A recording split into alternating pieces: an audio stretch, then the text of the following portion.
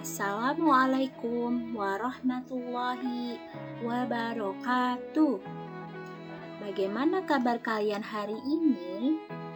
Yuk kita jawab bersama-sama. Alhamdulillah, luar biasa. Allahu Akbar.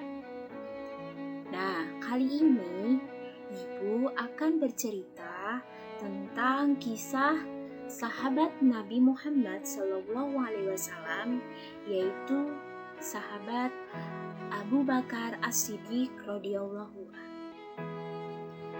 Udah siap untuk belajar hari ini?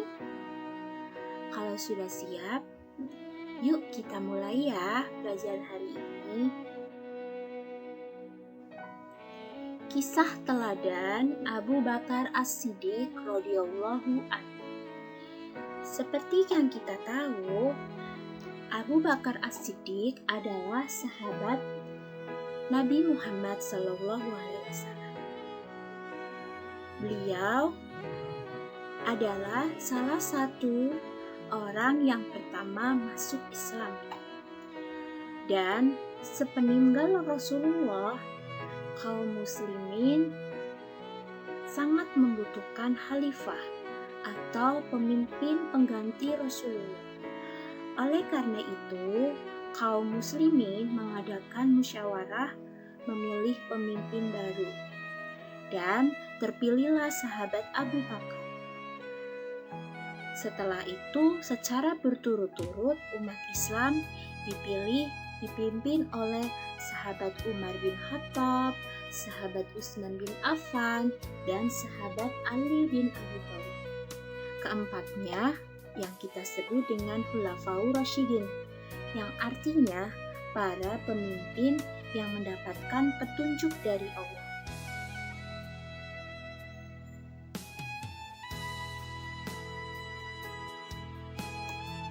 Sebelum kita mulai belajar pada kesempatan kali ini, yuk kita bersama-sama membaca doa sebelum belajar. Bismillahirrahmanirrahim. Raditu billahi rabba wa bil islami dina wa bi Muhammadin nabiyya wa rasula. Rabbi zidni ilman warzuqni fahma. Amin. Sebelum kita tahu dan kita membahas tentang kekhalifahan Abu Bakar As-Siddiq, kita perlu tahu dulu riwayat dari beliau. Abu Bakar lahir pada tahun ketiga tahun Gajah atau 573 Masehi, atau 3 tahun lebih muda dari Rasulullah SAW. Abu Bakar mempunyai nama asli Abdullah ibnu Abi Quhafah, Utsman bin Amir bin Amru bin Sa'ad bin Taim bin Murrah At-Tamimi, atau singkatnya Abdullah bin Abi Quhafah At-Tamimi. Garis keturunannya bertemu dengan garis keturunan Rasulullah SAW pada Murrah bin Ka'ab, yaitu kakek yang ketujuh. Pada masa jahiliyah atau sebelum Islam masuk, Abu Bakar bernama Abdul Ka'ab. Setelah masuk Islam, namanya diubah oleh Nabi Muhammad menjadi Abdullah. Nama panggilannya banyak, di antaranya Abu Bakar As-Siddiq, Al-Atiq, Abdullah, dan Abu Quhafah. Namun, yang paling terkenal adalah Abu Bakar As-Siddiq. Sifat-sifat Abu Bakar. Sifat yang pertama yaitu dermawan, jujur, dan baik hati. Hal ini ditujukan saat beliau berdagang. Beliau adalah seorang pedagang yang sukses. Ia banyak melakukan perjalanan dagang, termasuk orang yang sangat giat dan tekun. Setelah dia masuk Islam, ia menggunakan hartanya untuk menopang perjuangan Rasulullah. Karenanya, Abu Bakar termasuk sahabat yang dermawan. Selain itu, dia juga jujur dan baik hati. Dia dengan penuh keyakinan, ia sangat mencintai Islam dan berusaha keras menyebarkannya, terutama kepada sahabat-sahabat dekatnya. Sifat yang kedua yaitu menyayangi sesama dan rela berkorban. Hal ini dibuktikan dengan kerelaannya yang memerdekakan Bilal bin Rabah. Waktu itu, sahabat Bilal yang berstatus sebagai budak masuk Islam. Namun kemudian tuan pemiliknya mengetahui dan menyuruh sahabat Bilal keluar dari Islam. Sahabat Bilal menolak. Akhirnya Bilal disiksa dengan kejam.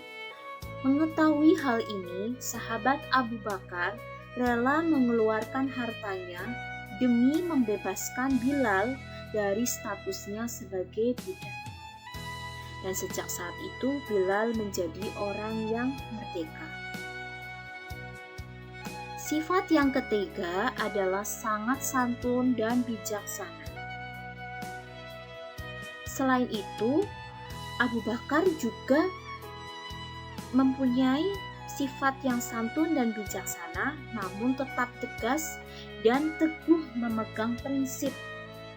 Para sahabat lain sangat mengagumi dan menghormatinya. Posisinya sebagai bangsawan kaya yang mengayomi para sahabat menjadi penguat sahabat-sahabat lain yang mengalami cercaan, gangguan, dan siksaan kaum kafir Quraisy. Sifat yang selanjutnya yaitu ia sangat mencintai Rasulullah Shallallahu Alaihi Wasallam.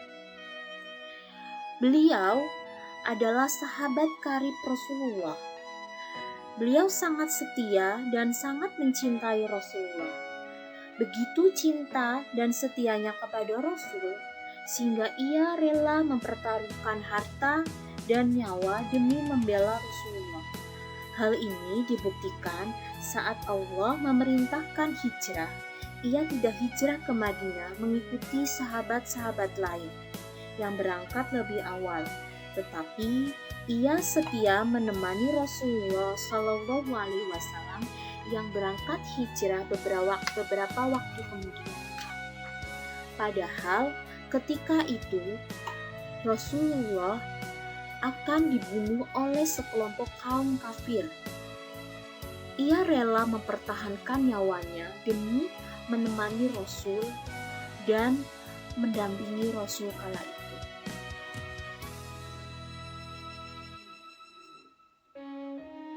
Sahabat Abu Bakar radhiyallahu an menjadi khalifah, yaitu tahun 11 sampai 13 Hijriah atau 632 sampai 634 Masehi. Sepeninggal Rasulullah, kaum muslimin membutuhkan seorang khalifah atau pemimpin pengganti Rasul. Karena itu, banyak kaum muslimin mengadakan musyawarah memilih pemimpin yang baru. Proses pemilihan diawali musyawarah di Saqifah Bani Sa'idah. Pada waktu itu, sahabat Ansor dan Muhajirin berkumpul untuk menentukan khalifah. Baik sahabat Ansor maupun Muhajirin mengemukakan pendapatnya dan merasa paling berhak menjadi khalifah. Namun, sahabat Abu Bakar menengahi perbedaan pendapat tersebut dan mencalonkan sahabat Umar bin Khattab dan Abu Ubadah bin Jarrah radhiyallahu an. Namun keduanya tidak bersedia dicalonkan. Kemudian serta-merta Basir bin Sa'ad dari kaum Ansor menjabat tangan Abu Bakar radhiyallahu an dan membaiatnya sebagai pemimpin. Baiat ini kemudian diikuti oleh para sahabat yang hadir. Baiat inilah yang kemudian dikenal dengan Baiat Sakifah atau Baiat di Balai Pertemuan. Saat itu Abu Bakar As-Siddiq diangkat menjadi khalifah pada usia 61 tahun. Dan masa kepemimpinannya tergolong singkat. Beliau memimpin menjadi khalifah hanya 2 tahun.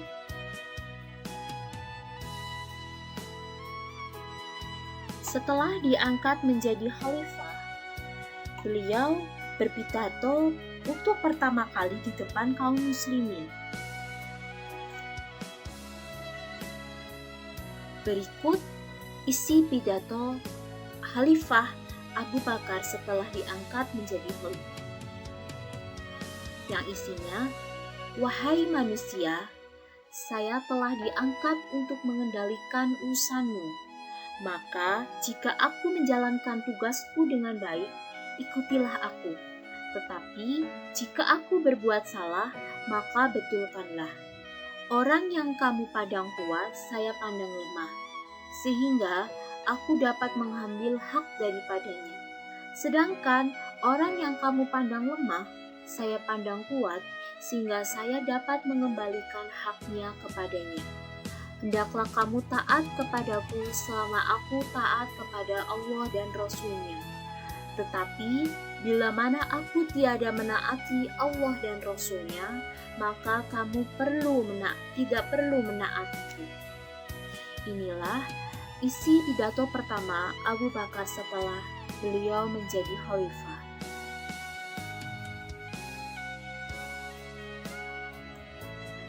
Dalam kepemimpinannya, Khalifah Abu Bakar mendapatkan banyak sekali prestasi. Prestasi-prestasi dalam kepemimpinannya, yang pertama adalah beliau berhasil menertibkan gerakan kaum murtad yang keluar dari Islam.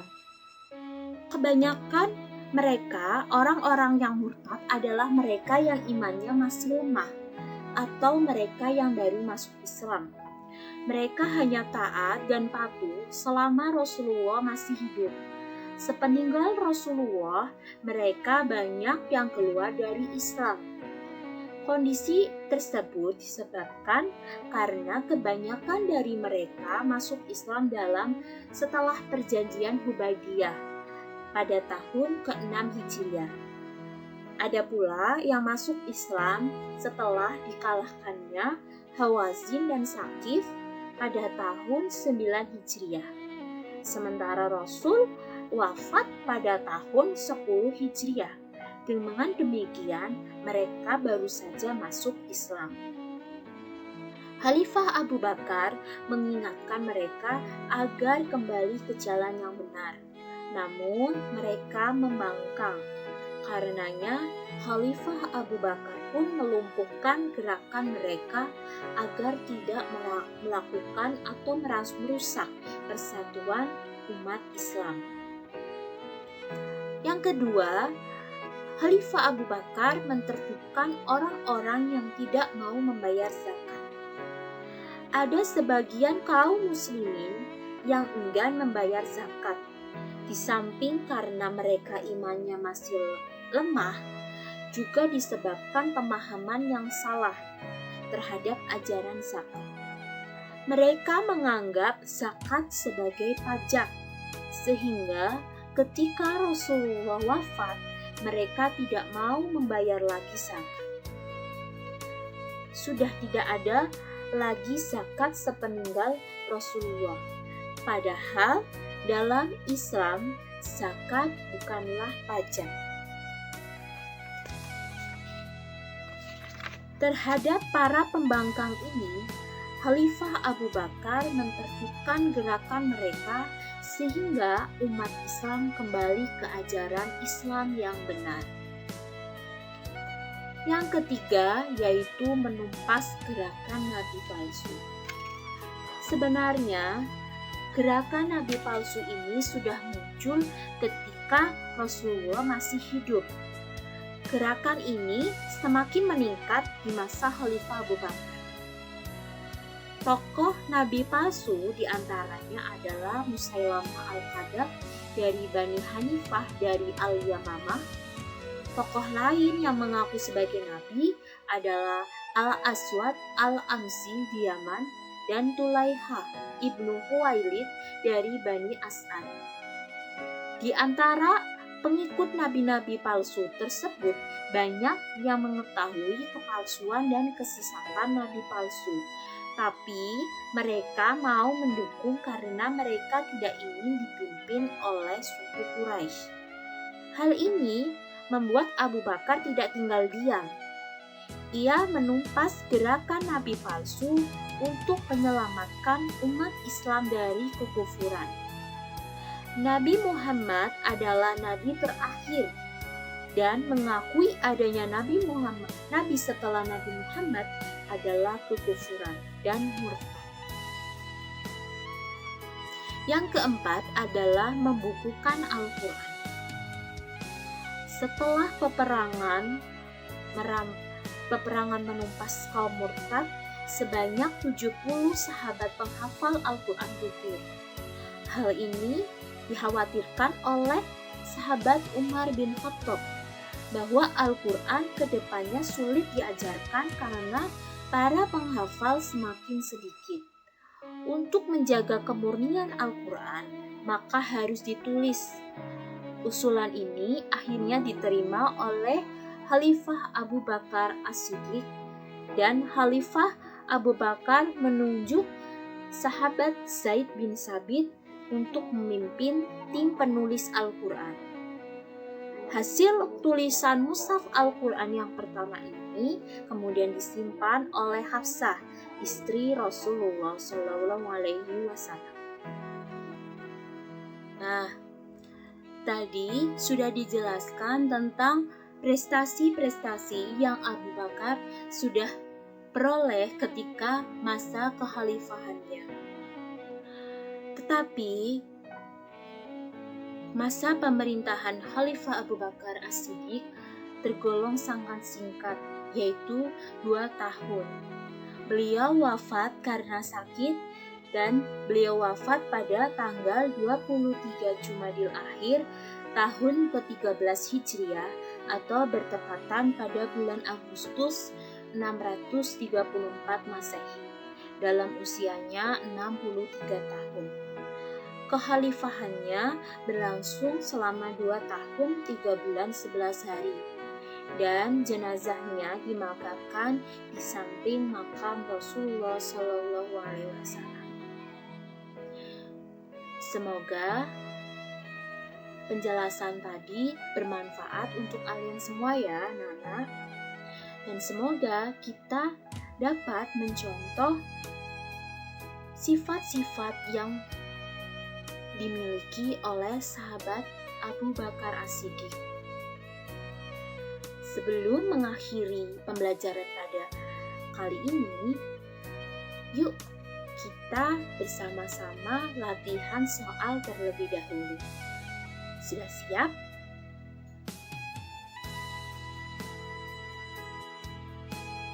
Ayo berlatih. Ibu minta kalian untuk mengerjakan 4 soal yang sudah Ibu siapkan. Setelah tadi mendengarkan penjelasan Ibu tentang kisah teladan sahabat Abu Bakar As-Siddiq dan masa kekhalifahannya, kemudian untuk lebih memperdalam atau memperjelas pemahaman anak-anak semuanya, nanti tolong dikerjakan ya 4 soal ini untuk berlatih. Demikian penjelasan dari Ibu. Semoga materi ini dapat bermanfaat untuk kita semuanya. Ibu akhiri, Assalamualaikum warahmatullahi wabarakatuh.